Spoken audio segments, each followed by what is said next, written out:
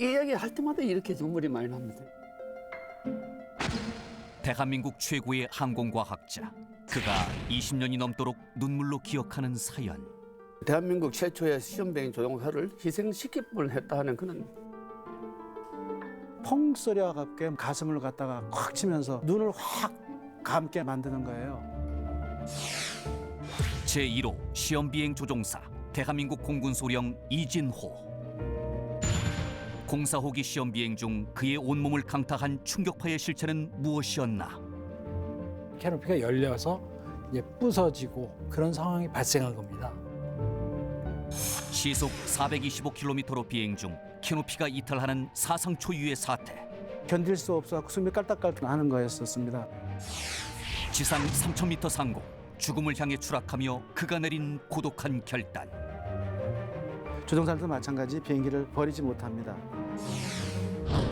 불굴의 항공기 개발사 KT-1 공사호기 기적의 귀환.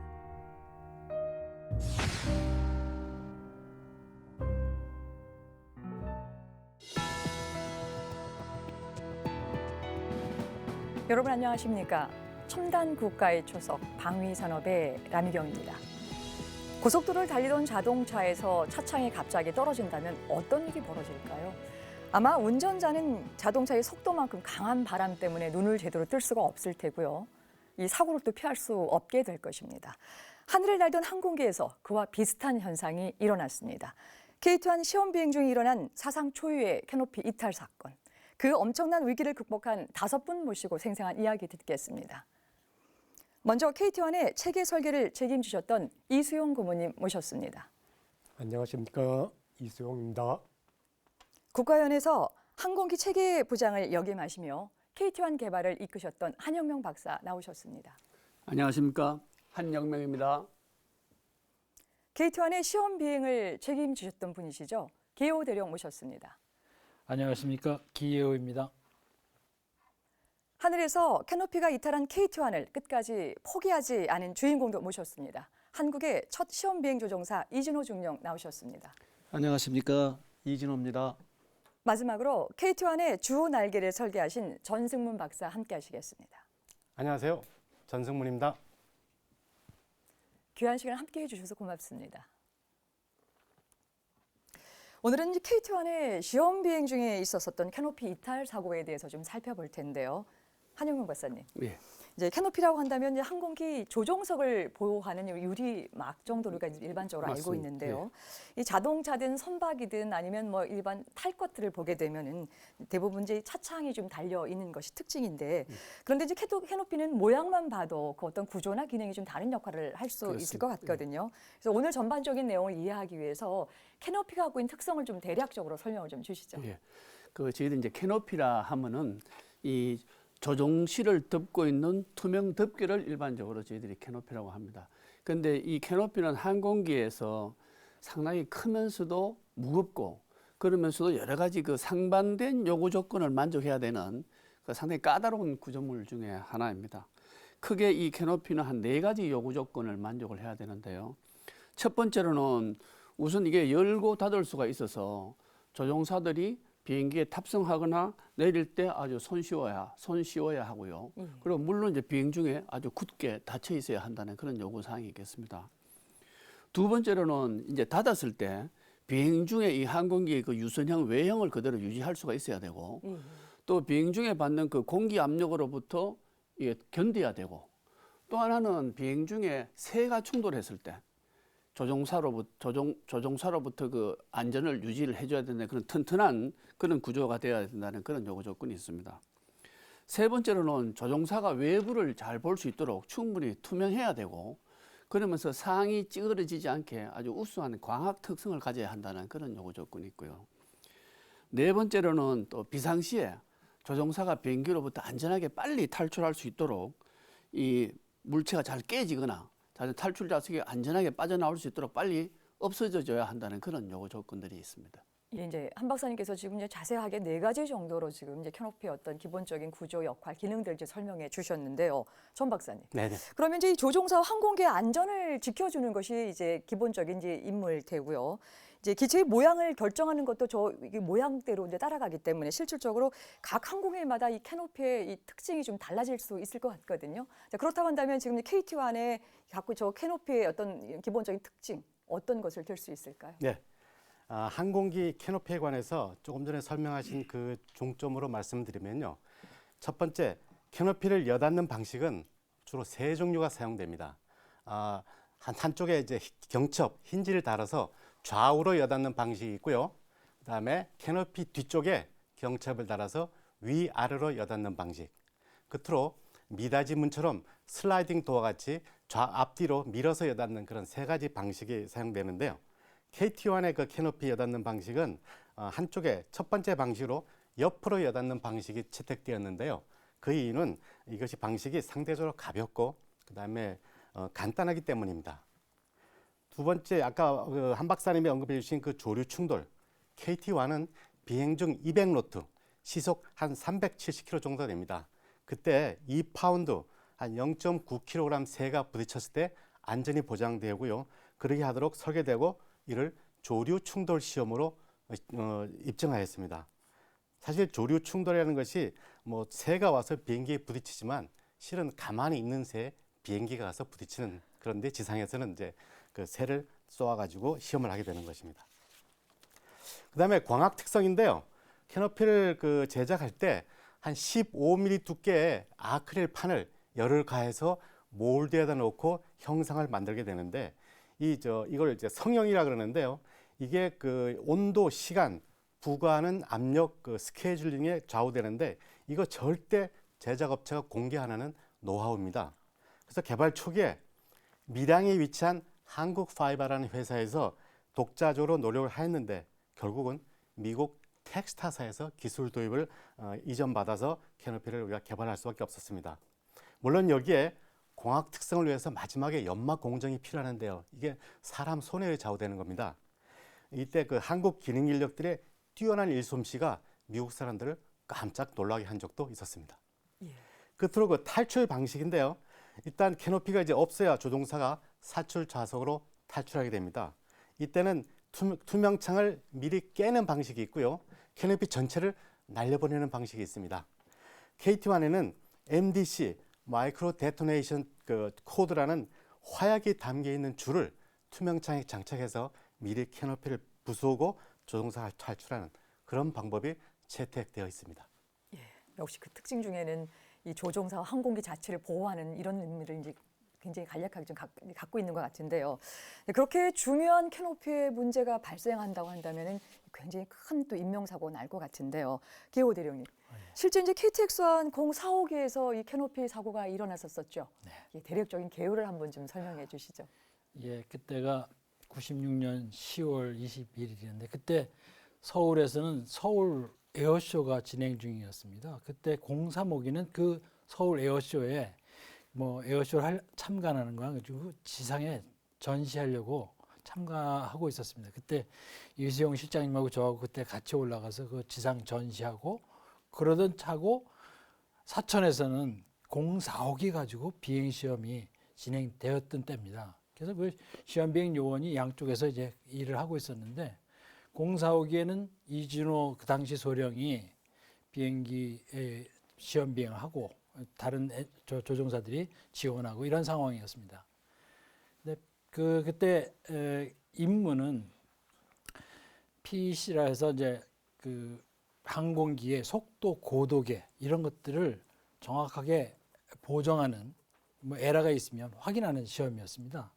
그 시험은 상대적으로 위험도가 좀 낮고 또 시험 자체를 수행하는 난이도도 그렇게 높은 게 아니라서 전방석과 후방석이 있는데 후방석은 물론 조종사도 이렇게 양쪽에 나눠져 있었기 때문에 조종사도 없었고 그래서 전방석에 이진호 소령만 탑승한 채로 이제 비행 시험을 이제 하고 있었습니다. 이제 보정 시험은 1000피트 고도에서 이제 우리 1000피트라면 3km 정도, 3km 이상의 고도입니다. 거기에서 직진으로 비행을 하면서 직진 비행할 때 속도는 저속에서 고속까지 한 포인트씩 속도가 정확한지 확인하는 시험인데 그때 사건이 발생한 그 속도는 230나트. 우리 키로수로 환산하면 한 420km 정도의 그 정도 속도입니다. 그 속도로 비행을 하고 있는데 갑자기 이제 이건 나중에 밝혀진 거는 캐노피가 열려서 이제 부서지고 갑자기 그런 상황이 발생한 겁니다. 그래서 이 캐노피가 갑자기 열리게 되면 이게 여닫이문이게도 이렇게 열립니다. 이 진행 방향을 생각할 때 그때 이 열리면서 동체를 쳐가지고 캐노피 그 투명한 그 아크릴 그 구조가 전부 부서져가지고 날아가고 그러면서 캐노피에 붙어있던 그 지지 구조 프레임이 날아가서 이제 분실이 됐는데 공교롭게 그 프레임에 우리가 이 중요하게 생각하는 락킹 메커니즘 잠금 장치가 거기 달려 있었단 말입니다. 그래서 그 잠금 장치를 찾아야 되는데 그거는 나중 얘기고요. 그래서 이제 그 열려가지고 그 분실되고 그 순간에 조종사는 이제 400여 킬로의 속도에 이제 노출된 겁니다. 고속도로에서 뭐 금방 말씀하셨는데 바람이 400km에서 팍 날아오면 모든 것이 다 한꺼번에 풍압 때문에 막혀버립니다. 물론 온도도 그렇고 그 풍압 견디는 게 참 어렵죠. 순간적으로 그 아마 이소룡이 엄청난 그 압박을 받았을 것 같은데 그 압박 상황을 무릅쓰고 이제 비행기를 잘 가지고 비행기에 안착을 했는데 그때 전 나중에 연락을 받았습니다만 연락 받고 정말 잘했다 이렇게 격려해주고 나중에 그 이진호 소령 잘한 걸 가지고 웰던상, 웰던상이라면 뭐 조종사들은 다 아는 건데 전 그 세계에 있는 공군 조종사들이 뭐 이런 비상에 처해서 그걸 잘 처치해갖고 안전하게 내려왔을 경우에 받는 상인데 웰던상을 그 추천해서 받도록 한 그런 사건이 되겠습니다. 바로 이 자리에 그 웰던상을 수상하신 우리 그 이진호 이제 그 중령님이 나오셨는데요. 당시 이제 공사하기가 시속이 한 400km하고 훨씬 넘는 420km라고 지금 말씀을 네. 좀 주셨는데요. 막 네. 이렇게 달리고 있었었고. 근데 그 상태에서 이 조종사를 보호하는 이 캐노피가 날아가 버렸다, 부셔졌다라는 네. 그 상황을 한번 지금 유추해 보게 되면은 우리나라 지금 이제 고속열차 KTX가 300km로 지금 달리거든요. 거기에다가 100km가 더 센 바람이 어떻게 그냥 맨몸으로 이 그 바람을 맞았나 지금 궁금한데요. 어떠셨습니까? 당시 상황. 예, 저는 기본적으로 제 임무가 시험비행 조종사입니다. 시험비행 조종사는 감상적이지 말아야 된다는 걸 모토로 살고 있고 지금도 그런데 이 일이 난 지가 지금 25년이 흘렀어요. 근데 이 질문을 받을 때마다 좀 감상적이 돼가려고 그러고 좀 작은 떨림이 옵니다. 통상 이제 사람이 어떤 극한에 처하면 그 사람의 시간이 확장된다고들 그래요. 그래서 사실은 수초간에 싹 스쳐 지나갔는데도 얘기를 펼쳐놓다면 무박 3일, 무박 7일 동안 토시 하나 안 빼고 색깔 뭐 이런 것까지 다 얘기를 한다 그러는데 저 또한 마찬가지입니다. 비록 25년 전의 일이지만 하여튼 그때의 기억은 뭐 방금 전의 일처럼 기억이 생생합니다. 아까 우리 기선배께서 말씀하셨듯이 그날은 서울에서 에어쇼가 일어난 일이고 사실은 국내발 첫 항공기니까 우리나라에서 하는 에어쇼가 우리나라에서 하는 건데 그때 갖고 우리 좀 자랑하자 뽐내자 그런 이야기가 있었어요. 그래서 저는 이제 내심 조종사로서 오케이 저희 좀 이제 좀 가서 좀 한번 뽐내보자 기대를 했었는데 다행인지 불행인지 지금 생각하면 그때 이제 그 에어쇼 본부에서 아직까지 어프로브가 안 되는 거니까 이건 좀 다음으로 미루자 그래서 사실은 좀 실망을 했죠. 그래서 임무도 기분도 그렇고 그래서 다른 기동이니 뭐 이런 위험한 거 말고 제일 쉽고 제일 안 위험한 임무를 하자 그래갖고 아까 한 게 이제 아까 동종합 보정 시험을 올라간 겁니다. 그리고 그 비행을 성공적으로 다 수행하고요. 아까 저속부터 고속까지 한다 그러셨잖아요. 그래서 요 230나트가 그 비행 그 임무의 마지막 거였었어요. 근데 뭐 방심은 아니고 뭐 비행하면서 방심은 없으니까 아주 평화롭고 그날 날씨도 무척 좋았었거든요. 그래서 이제 이거 하면 내려갔구나.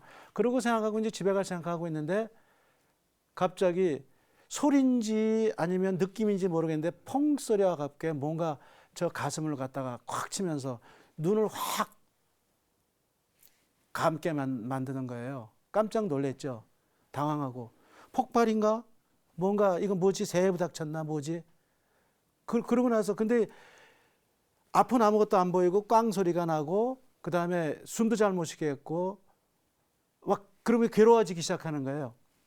이유는 뭐냐면 비행기 저 모습대로 보면 앞에 이렇게 방풍창이 있는데 대부분 비행기는 저희 항공기는 그냥 앞서부터 이게 조갑지형으로 생겨가지고 이렇게 열리고 나면 여기서부터 그 조종사 시야를 좋게 하기 위해서 그걸 없앴거든요. 설계 목적상.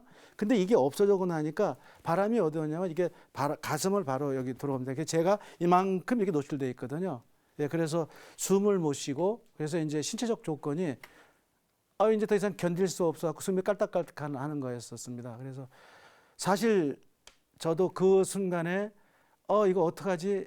비행기가 폭발했는지 뭔지 지금 상황을 모르는 상태에서 저도 모르게 사출 좌석 손잡이에 여기 파이어 그 손잡이에 손이 2번 갔었거든요. 막 괴롭고 막 그런 상태에서 그런데 갑자기 저희 가족 얼굴이 보이는 겁니다. 예. 제 비석 앞에서 울고 있는 뒤에 또 사람들이 많이 서 있고. 정신이 바짝 들었어요. 이게 뭐지? 이거 아닌데. 이거 뭐지? 그러면서 저도 모르게 이제 항공기를 이제 파워를 줄이고, 이 몸을 이제 괴로우니까 바람이 뭐 어떻게 뭐 피하느라고 피해가지고 그 비행기 밑으로 좀 숨으면서 손을 해가지고 이젝션 시트 높낮이 조절하는 게 있는데 이건 사실은 공중에서 작동하면 안 되게 돼 있는 건데요. 작동하면 안 되는 건 아니지만 가능하면 작동 안 하도록 되어 있는 건데 그걸로 약간 밑을 낮춰서 이제 숨을 쉬고 저기 파워 출력 레버를 줄여서 항공기 속도를 줄이기 위해서 그 느낌상 보니까 지금 한 40도 정도로 강화하고 있는 것 같아요. 근데 저도 이제 전투조종사들은 우리 그 평소에 그 선속을 거는 그 감이 있습니다. 그래서 대개 보면 초당 한 10도 정도의 헤딩이 변화되게끔 하는 기동이 있어서 감으로 1000, 2000, 3000, 4000 하면서 5000 정도 돼가지고 이제 지금 수평 잡았다. 그래갖고 이제 잡아 당겨서 제가 아직 뭐 의식이 있고, 예. 근데 아직도 눈은 안 보이고, 예. 눈을 뜰 수가 없으니까. 그래서 이제 파워를 줄이고 자세가 들려서인지 그것도 이제 느낌상 수평 상태에서 그래서 이제 속도가 줄어드는 것 같아요. 그러면서 이제 어쨌든 삐지고 이렇게 보니까 어렴풋이 이제 계기판이 보이는데 속도가 한 140나트, 고도가 아까 10,000피트라고 그러셨잖아요. 그 나중에 와서 녹음 테이프를 분석해 보니까 23초가 아니었습니다. 그 시간이. 근데 고도계가 7,000피트를 내려가고 있고 아직도 10도로 다이브를 하고 있었어요. 이제 그래서 이제 잘 안 보여서 계기판만 보다가 옆으로 이렇게 보니까 이제 수평이 보이기 시작해서 항공기 수평 자세에서 다시 들어서 이제 고도 강화를 멈추려고. 왜 그러냐면 저희가 비행하던 지역이 지리산 근처였었는데 그곳에서는 지리산 높이가 6,238피트인가 83피트인가 그래서 6,300에 8,300 미만으로는 원래 못 날아가게 돼 있습니다. 거기는. 그런데 저는 이제 그 지역에서 오랫동안 있었고 그다음에 다행히도 산 정상이 아니라 또 떨어진 산곡 지역이라서 7,000피트지만 그냥 8,300 이상을 지켜야 됨에도 불구하고 일단 산보다는 높구나. 그래서 그러면 지리산 아닌 쪽으로 일단 틀자. 그러면서 일단 틀어놓으면서 그 사이에 이제 속도가 더 줄어들면서 이제 숨도 좀 쉴 수 있고 그렇게 됐죠. 그래서 정신 차려서 이제 항공기 자세 이렇게 고개를 드니까 바람이 들어오는데 그 위로 해갖고 눈을 떠가지고 주변을 보면 눈으로 컨택하면서 그랬는데 속도가 한 120나트 정도 되니까 그때부터는 이제 숨도 좀 쉴 수 있고 뭐 그런 상태가 됐습니다. 그래서 근데 이제 요 항목이 그렇게 할 수 있던 건 뭐냐면 그냥 이게 어느 날 갑자기 일어난 사고가 아니고 저희 비행기를 새로 개발하는 시험 비행기에서 보통은 대부분 이렇게 박사님들이 만들어 놓고 시험한 그 엔지니어링 데이터 수치를 가지고 사람들이 이거 됐습니다, 안 됐습니다 얘기하는데 그런 거 관계없고 보여줘 하는 항목들이 있습니다. 우리는 그 이제 데몬스트레이션 아이템이라 그러는데 그 중에 이게 하나입니다. 로스 오브 캐노피. 그리고 저희들은 이거를 설계 기준에 들어가 있고 이걸 반드시 보여줘야 되고 그리고 이 일이 안 일어났다 그러던 나중에 언젠가는 이 상태를 공중에서 캐노피가 없어진 상태에서 항공기가 안전하게 귀환함을 보여주는 그런 항목이라서 제가 첫 시험비행 조종사다 보니까 이걸 어떻게 하지? 그러면 무슨 일이 일어나지? 그런 거에 대해서 늘 준비를 하고 있었거든요. 그거에 하나가 이제 바람이 풍압이 도니까 풍압으로부터 사람을 보호해라. 그다음에 항공기의 구조적 손상이 났으니까 비행기 자세를 유지시켜라. 그다음에 제일 중요한 건 이 덮개가 덮여 있을 때는 그 항공기가 여합이 되든 안 되든 어쨌든 바깥보다는 기압이 낮은 상태에서 열려서 안에 높은 기압이 낮은 데로 가면서 조종석 안에는 조종사가 어세스할 수 있는 전기회로 차단기들이 쫙 있습니다. 중요한 것들이. 요것들이 자동적으로 뽑혀 나갈 수가 있습니다. 그러면 고장이 다른 정상임에도 불구하고 전기들이 다 차단이 돼 버리니까 제2, 제3의 이제 고장들이 생기는 거죠. 그래서 조종사가 할 일은 자세를 유지하고 자세를 낮춰서 상황을 판단하면서 제일 먼저 봐야 될 게 그거였습니다. 그래서 아까 제가 자세를 낮추는 것 중에 하나, 이젝션 시트를 이 의자를 밑으로 쭉 전기식으로 작동하는 내려서 자세를 유지한다는 게 그렇게 평소에 실제로 할 수는 없지만 항상 염두에 두던 그런 상황이었어서 참 굉장히 다행이었던 것이죠. 그래서 어쨌든 120나트 근처가 돼서 항공기가 이제 살아났고 여전히 제 손에서 항공기는 조종되고 있고, 그리고 눈을 들어서 보니까 아까 뭐 폭발인지 세입탄인지 뭔지 모르겠다는데 보니까 뭐 있어야 될 게 없는 거예요. 뭔가 이게 뭐지 그랬더니 바람이 나를 치고 들어오고 바람이 일로 들어와 가지고 내 살갗을 밀어서 눈꺼풀을 이렇게 밀어 막으니까 눈을 뜰 수가 없었던 거고요. 다행히도 숨은 저희가 산소 마스크를 쓰고 있거든요. 그래서 숨 쉬는 것 자체는 괜찮았어요. 근데 아까 숨을 못 쉬었던 건 여기를 눌러버리니까 제가 이걸 할 수가 없어서 그랬던 건 이제 속도가 줄어들어서 고래. 제가 어쨌든 그런 상황이 일어나고 나서 마지막으로 확인한 건 뭐냐면 그 일이 일어났고 나서 저희 아내의 얼굴을 본 덕분에 저도 아직 살아있고 비행기가 제 손에서 조종하고 있다. 죄송합니다. 영어를 써서 I'm still alive. 이 말이 떠올랐던 그런 상황이었었습니다. 예. 그냥 이게 활자된 글로 읽을 때랑 또 다르게 정말 생생하게 그 당시 상황이 지금 이제 재현이 되는데요. 이제 가장 놀라운 것은 지금 이중용님께서 그 당시 그냥 이 캐노피가 사라진 045기를 포기하지 않고 끝까지 그것을 지상으로 착륙했다는 그 지점인데요.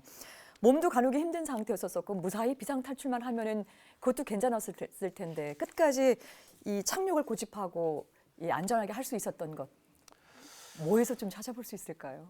예, 대부분의 분들이 너가 이 비행기를 비정상 상태, 비상 상태에 있는 항공기를 끌고 내려왔으니까 너 참 훌륭하다라고 얘기하는데요. 이거는 저뿐만 아니고 모든 조종자들의 숙명입니다. 표현 방식은 좀 다르지만 엄마가 어떤 일이 있어도 아기를 포기하지 못하지 않습니까? 근데 저희도 저희 비행기를 애기라고 부릅니다. 예, 그래서 조종사들도 마찬가지 비행기를 버리지 못합니다. 그래서 항상 비행기는 내 손에 있어야 되고 그런 비행을 끌고 내려와야 되겠죠. 근데 조종사들이 아까 일어났던 이게 날아나서 이것이 뭔지 모르고 캐노피가 이제 유실됐구나를 확인할 때까지는 사고지요.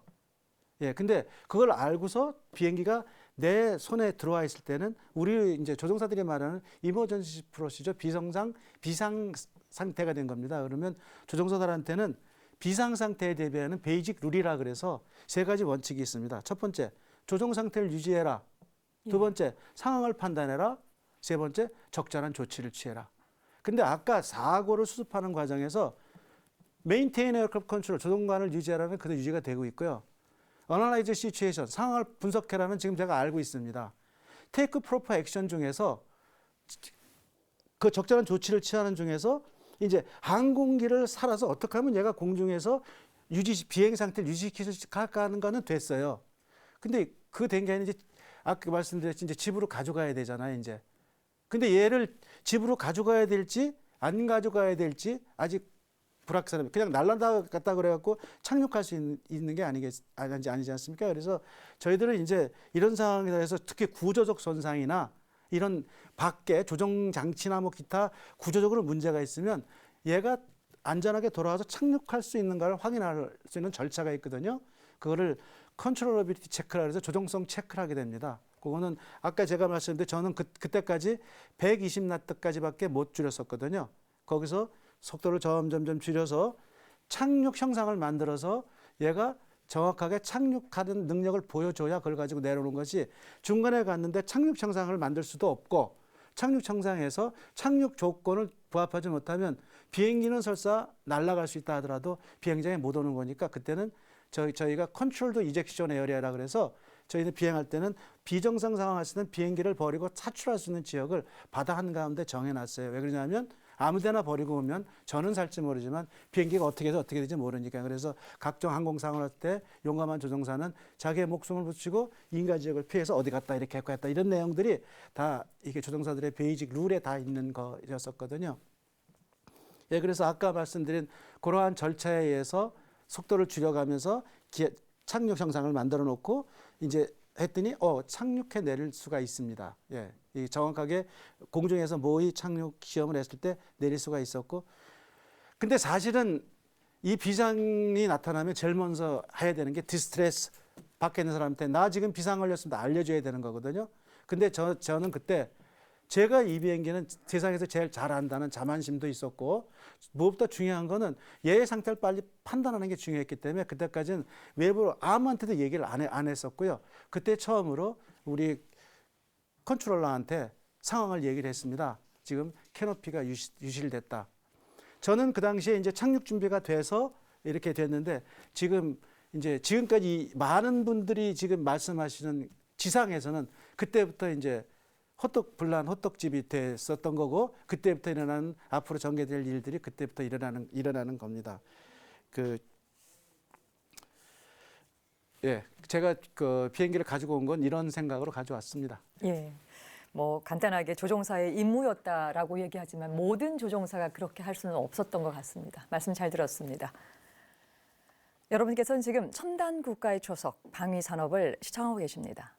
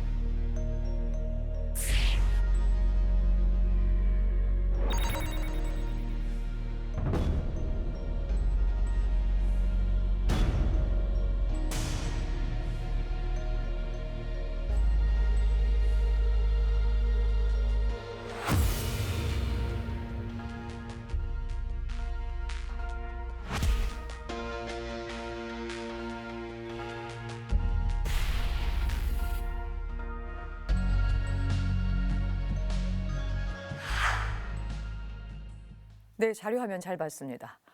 전 박사님, 이렇게 가까스로 이게 착륙한 공사옥이 어떻게 됐습니까? 네.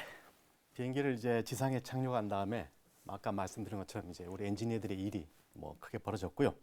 제일 중요한 것은 지금 비행기 상태나 원인을 분석하는 일들이 중요하고요. 그때 저희가 본 그 관찰한 결과로 보면 사고 발생 시 캐노피가 열리면서 장착 프레임이 이제 분리되고 그다음에 둥근 투명 창이 오른쪽으로 열리면서 동체 옆을 찍어 누른 그런 흔적이 발견되었습니다. 또 주날개 윗부분에 캐노피 파편 충돌로 추측되는 여러 군데 긁힌 자국과 표피 한가운데 찌그러짐이 발견되었고요. 그다음에 꼬리 날개 쪽에서는 역시 수십 군데 긁힌 자국과 수직맥 아랫부분에 찌그러진 흔적이 발견되었습니다.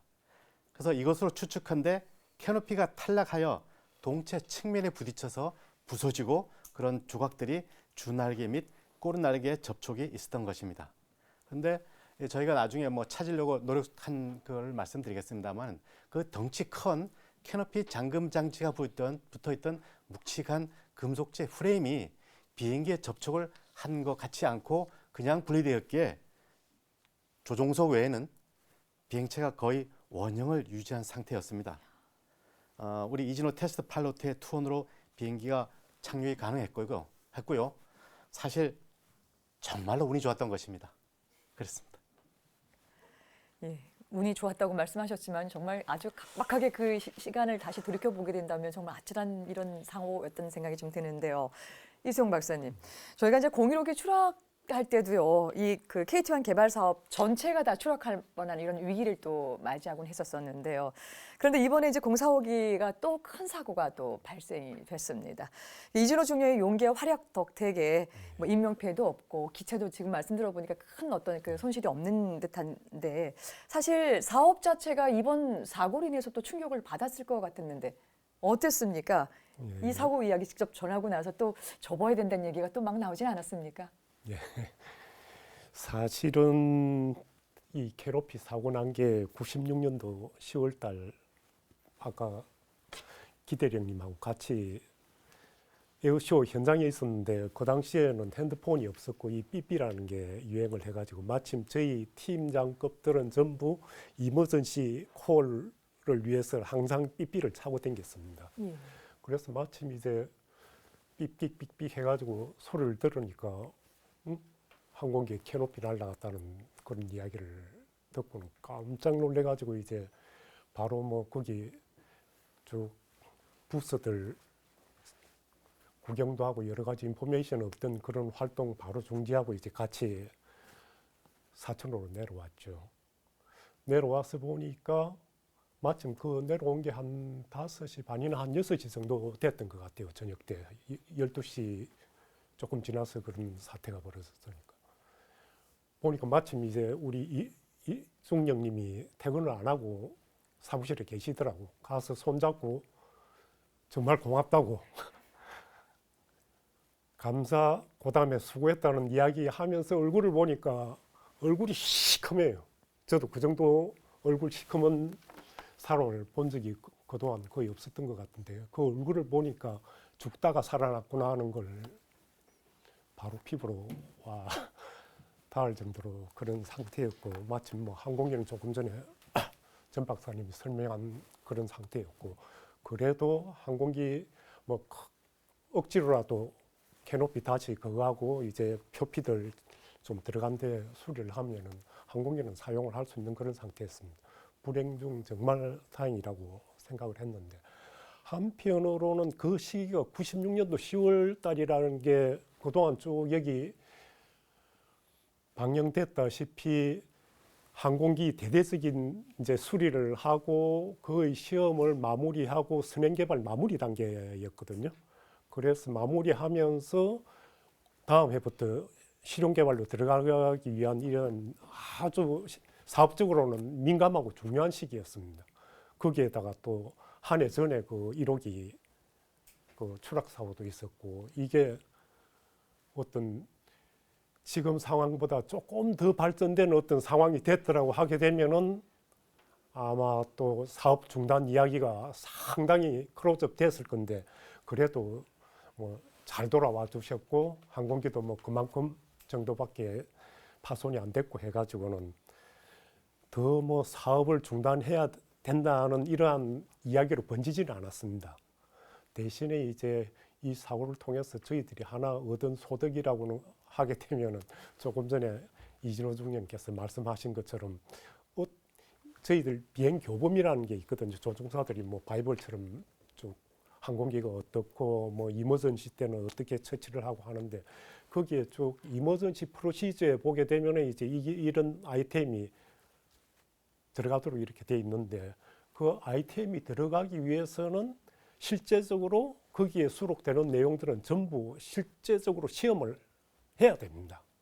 그런데 이머전시 상태를 시험을 한다는 것은 거의 대부분 경우가 불가능하거든요. 그래서 이제 거기에 인용되는 걸 거의 대부분 보게 되면 그러한 유사한 항공기에서 일어난 사고가 이런 경우에 이런 사고가 일어났는데 이렇게 조치가 되고 그건 위험하니까 그때는 조종사가 사출을 하고 그런 상황이 벌어졌다 하더라도 요렇게 해가지고 다시 항공기를 살려왔다 이런 사고 예들이 많이 있거든요. 그런 거 봐서 이제 인용을 해가지고 비슷하게 이제 교범에 엮거나 안 그러면 최소한 믿을 만한 어떤 해석을 통해 가지고 어떤 결과를 내거나 이렇게 해가지고는 이제 거기에 수록하게 돼 있는데 마침 캐노피가 날아갔을 경우에는 그래도 항공기는 귀환이 가능하다는 그러한 소득을 하나 뭐 얻었다고 볼 수가 있겠습니다. 정말 고맙습니다. 예, 말씀 잘 들었습니다. 근데 계호 대령님, 사고에도 일종의 전조 증세가 좀 나타나지 않겠어요? 근데 이제 그런 전조 증세는 대개 이제 시험 비행 조종사들이 기존에 이제 비행을 하면서 좀 감지를 할 수 있을 것 같은데 지금 이 공사오기도 마찬가지로 비행하시면서 그런 어떤 전조 증세, 뭐 사고가 일어날 만한 이런 어떤 조짐들 혹시 느끼신 게 있으셨나요? 예, 있었습니다. 이게 참 이렇게 말씀드리기가 좀 부끄러운데요. 이 전조 증세가 있다면 저희들이 시험 비행 조종사에서 그걸 딱 지적해서 고쳤어야죠. 그러지 못한 게 지금의 생각해 보면 참 제 성격 탓이기도 하고 모질지 못해서 모질게 이건 안 됩니다라고 강력하게 그 설계자들하고 싸워서라도 고쳤어야 되는데 그러지 못했던 게 지금 생각이 됩니다만 당시에는 그래도 1, 2호기 때에 비해서 이게 새로 만들어진 것이 느낌이 좋았고 그렇지만 어딘가 모르게 부족하다라는 것은 조종사들이 다 느끼고 있었어요. 그래서 이게 유격이 커지면 어떡하지? 그러면서 작동성에 대해서 의심을 하고 실제 그 구조 설계팀의 그 담당자들하고 상당한 디베이트를, 그러니까 협의를 했습니다. 이거 좀 더 잘 만들 수 없을까? 좀 더 확실하게 락크가 된 것을 확인할 수 있도록 만들면 안 될까? 이런 식으로 협의를 했었는데 저희 즉 시험하는 사람들의 입장만 고집해갖고 고쳐야 된다, 당장 고쳐야 된다 이런 얘기는 못했습니다. 근데 이제 그 담당자들은 지금은 시험이 진행 중이니 설계를 섣불리 고치지 말고 단계별로 이것이 실용 개발 단계 가면 또 고칠 수 있는 기간도 있고 양산 때는 특히 이것을 확실하게 수정할 수 있는 찬스가 있다. 그러니 그때까지만 조심해서 하자라는 얘기를 해서 저희들도 사실은 참고 했던 건데 사실 조짐이 있었던 겁니다. 우리 옛날 1호기 추락도 마찬가지 조짐이 있었듯이 이게 조짐이 있었는데 사실 그것들을 미리 알라고 시험 비행 조종사들이 있었던 건데 따지고 보면 제가 모질지 못해서 성격 탓이기도 합니다. 이런 사건이 일어났고요. 앞으로는 안 그럴 겁니다. 앞으로 이제 세게 나갈 겁니다. 예, 말씀 잘 들었습니다.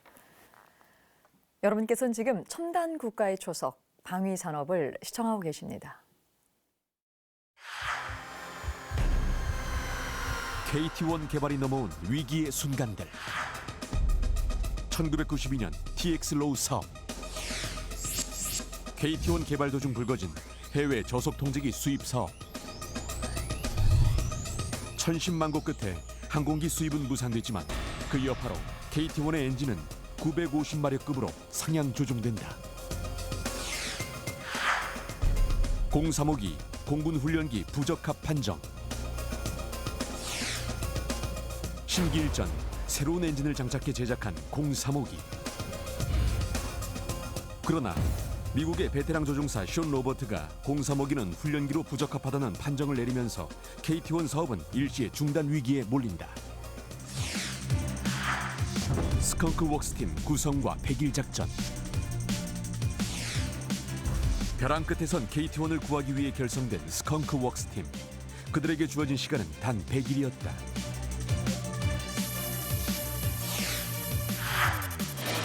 주날개 상반각 변경. 가장 심각한 문제로 지적된 비행의 안전성을 개선하기 위해 스컹크 웍스팀은 KT-1의 주날개를 잘라 상반각을 변경하는 대수술을 단행한다. 꼬리날개 위치 면적 변경.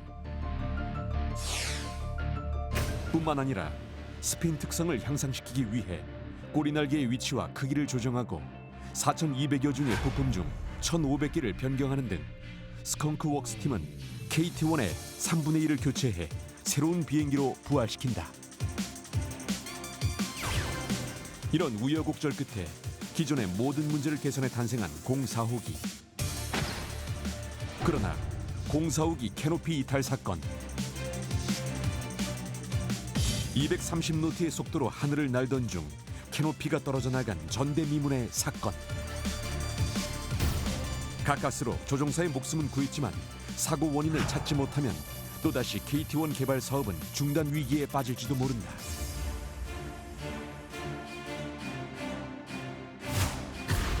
과연 개발팀은 사고 원인을 규명하고 무사히 개발을 완수할 수 있을까?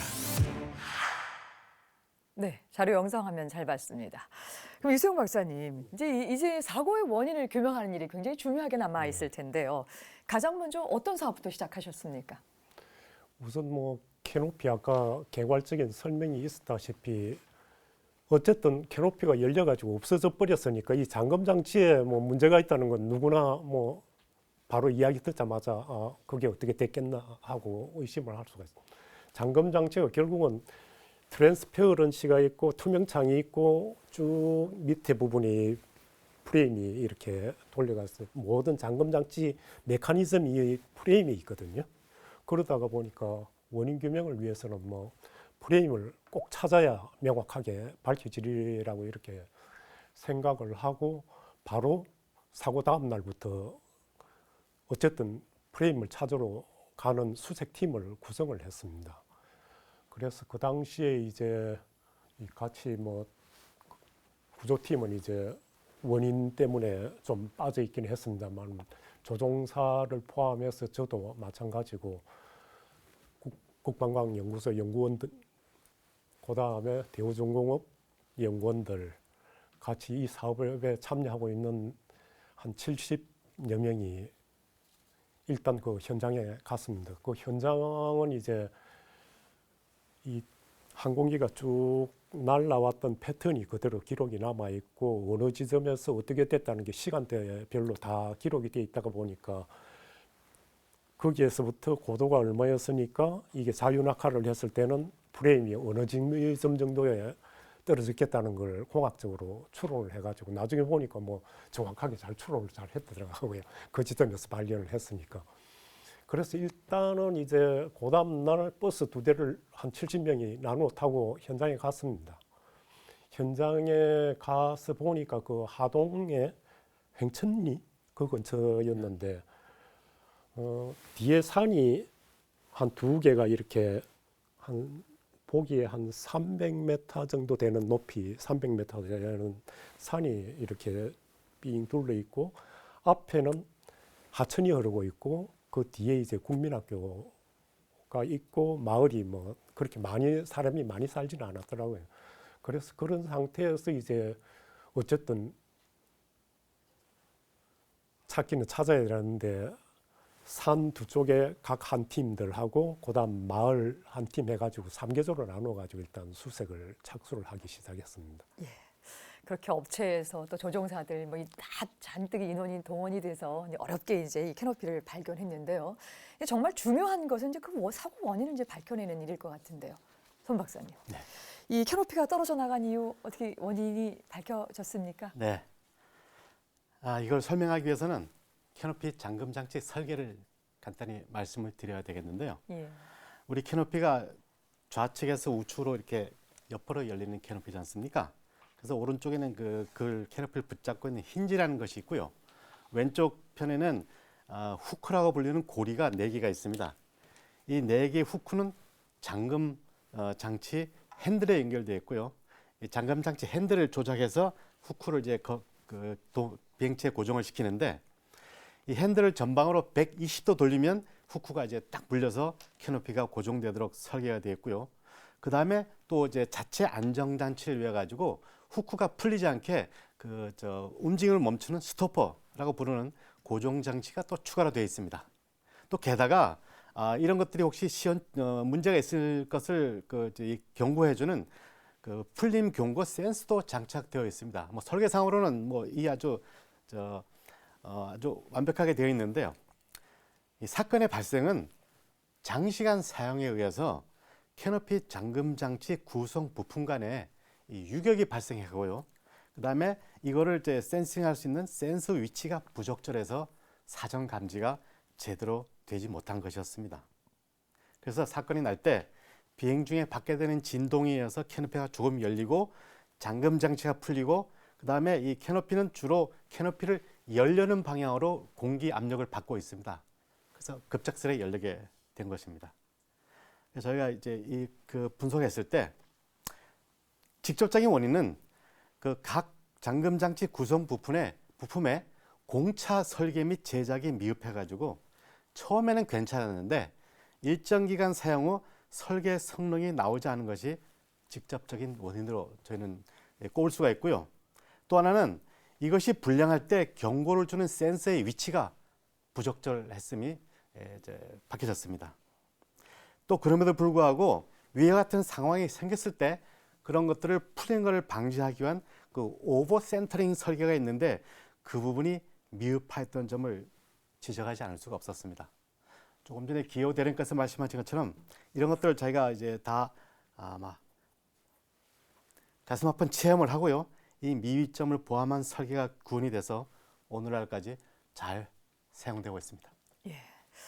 이제 사고가 나고 나면 이제 아프지만 사고 수습 과정에서 정확하게 원인을 밝혀내야지 두 번 같은 이런 사고가 되풀이지 않기 위해서 노력들을 하신 거는 충분히 지금 알겠는데요. 근데 이제 사고 자체가 워낙 이제 충격이 컸기 때문에 이게 어떤 수습하는 과정들이 쉽지 않았을 것 같은데 당시 우리 한 박사님께서는 이 일로 사표까지 제출했다는 얘기를 좀 들었습니다. 당시 심경을 조금 상황적인 부분 전체 포함해서 좀 설명해 주시고요. 공사옥이 캐노피 이탈 사고가 결국은 이제 KT1 개발 사업에 많은 영향을 좀 미쳤을 것 같은데요. 뭐 객관적인 평가까지 아울러 부탁드리겠습니다. 네, 이게 이제 22년 전에 이 얘기인데 사실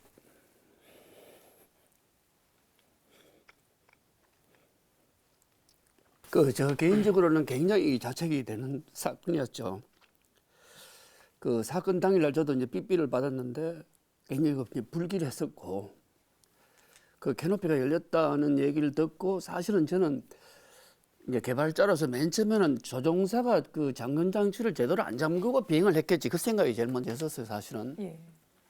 개발자로서 아마 상당히 이기적인 생각을 했던 것 같고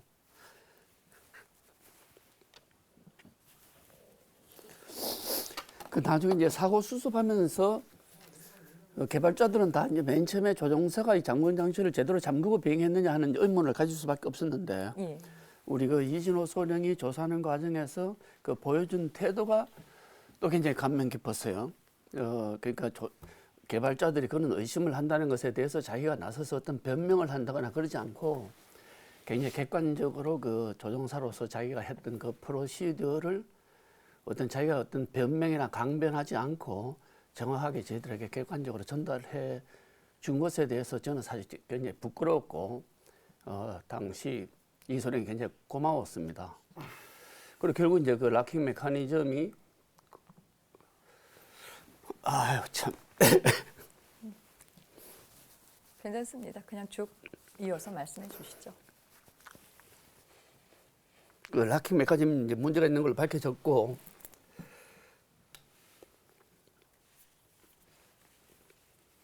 저는 이제 이 이야기 할 때마다 이렇게 제가 눈물이 많이 납니다.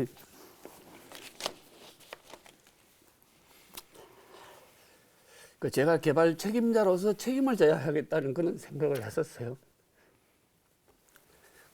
그 이유는 우선 이제 대한민국 최고의 그 최초의 시험병 조종사를 희생시킬 뻔했다 하는 그런 그 자책감이 강했고, 두 번째로 이제 겨우 이제 기지개를 펴는 우리나라 항공산업을 위기에 빠뜨리는 내가 장본인이 됐다는 그런 이제 자책감이 굉장히 강했죠. 그래서 이제 사표를 써야 되겠다 이제 마음을 먹고 사표를 썼고, 이제 그때 당시 조태한 법무장님한테 제출하니까 이제 법무장님께서는 그거보다는 이 사태를 해결하는 것이 우선이다 해서 이제 사표를 반려를 받고, 그때부터는 이제 저도 이게 사건을 해결하는 사고를 해결하는 것이 더 우선순위가 높다는 생각을 하고, 그때부터 말하자면 이제 밤잠 안 자고 설계 개선 업무를 했고, 아까 이제 전 박사가 얘기한 대로 공차 관리에 우리가 너무 익숙하지 못했다 하는 그런 것을 발견하고 해서 이제 설계 개선을 했고, 또 안전장치도 보강을 했고 해서 이제 다시 재제작을 해서 지상시험하고 비행시험에서 안전을 입증을 하고 이제 다시 사용을 하게 되었습니다. 그런데 제 개인적으로는 이 사건을 통해서 여러 가지 그 회한도 많이 남았지만은, 또 하나는 제가 연구원으로서 개발 사업에 임하는 제 태도가 이제 굉장히 많이 달라졌죠. 그때부터는 이제 그 건성건성이라는 그런 말이 이제 제 사전에서는 없어졌고, 그 머피의 룰을 아주 철저히 따르면서 100% 완벽을 추구하는 그런 이제 연구원으로서 연구원 생활을 했고, 아마 실제로 제가 봐서는 그런 생활을 했기 때문에 제가 연구원으로서는 상당히 그 성공한 연구원으로서 제가 성장할 수 있지 않았나 그렇게 생각을 합니다. 그래서 이 사고가 저한테 큰 그 회한을 줬지만은 또 남은 연구원 생활을 아주 보람있게 하고 또 크게 성장할 수 있는 연구원으로서 성장할 수 있는 그런 계기도 줬다는 고마움도 있었고요. 또 이 자리를 빌어서 고맙다는 얘기를 하고 싶고요. 이상입니다. 예. 다른 분도 한 번 더 얘기 좀 듣고 싶은데요. 네. 이중용님께서. 지금까지 우리는 그 비행기에서 일어난 사고 얘기를 하고 있습니다. 근데 뭐 손자병법의 병가지상사이라고 있듯이 개발 과정에서 일어나는, 그러니까 불확실성에 대처하는, 어떻게 불확실성의 결과가 어떻게 되고 그걸 어떻게 대처하냐 그 부분인데요. 저는 이제 이 부분에 대해서 제가 이 사건을 정리할 때 KT1은 참 운 좋은 사업이다라고 저는 정의를 합니다. 그건 두 가지 이유인데, 첫 번째, 이 일이 개발 과정 중에 일어났습니다. 거꾸로 개발이 다 끝나고, 왜냐하면 아까도 말씀드렸듯이 설계자가 이걸 갖다가 고장 이런 걸 알면서 한 건 아니거든요. 시간이 지나면서고요. 근데 이게 다 끝나고 10년이나 20년 후에 이런 일이 운영부대에서 솔로 나간 학생한테서 일어났다고 한번 생각하면 그건 좀 끔찍하지 않습니까? 두 번째는 저한테서 일어났다는 겁니다. 저는 기본적으로 제가 시험비행 조종사인데, 무슨 시험비행 조종사냐? 앞에 영어로 experimental이라는 말이 붙어있는 개발 시험비행 조종사입니다. 있는 거 기능 점검하는 사람이 아니라 아까 말씀드린 엔지니어들이 갖고 있는 불확실성에 대해서 답을 주는, 거기에 아까 말씀드린 제가 하는 모든 행위가 다 시범이거든요.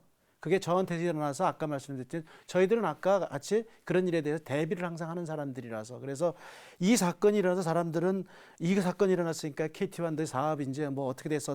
근데 저는 거꾸로 이거 굉장히 운이 좋다.